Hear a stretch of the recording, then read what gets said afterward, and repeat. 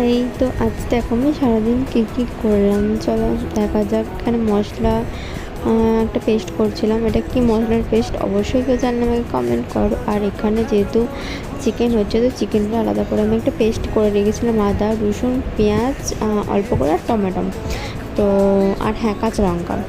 আর দেখো এখানে মাংসের সাথে সাথে আমার বাবানের জন্য সব কিছু সেদ্ধ করে খাওয়াই। তো ওটা আস্তে আস্তে হচ্ছিলো, তো ওটা হয়ে যাওয়ার পরে ওটাকে আমি ভালো করে মেখে, যেহেতু শক্ত খেতে পারে না, ওর বয়স হলো 8 মাস, তাই জন্য ওটা ভালো করে মেখে রাখছিলাম ওকে খাওয়াবো বলে।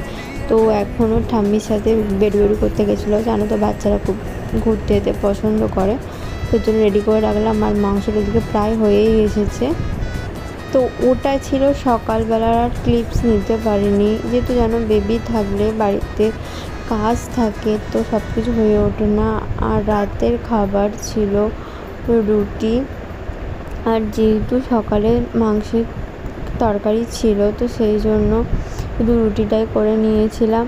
আর হ্যাঁ, আমাদের মতো মিডল ক্লাস ফ্যামিলিতে একবেলা রান্না করে দুবেলা খাওয়াই হয়। তো এত হাই ফাই ফ্যামিলি থেকে আমরা বিলং করি না যে একবেলার তরকারি অন্য বেলা খাওয়া হয় না। তার জন্য টিকিটটা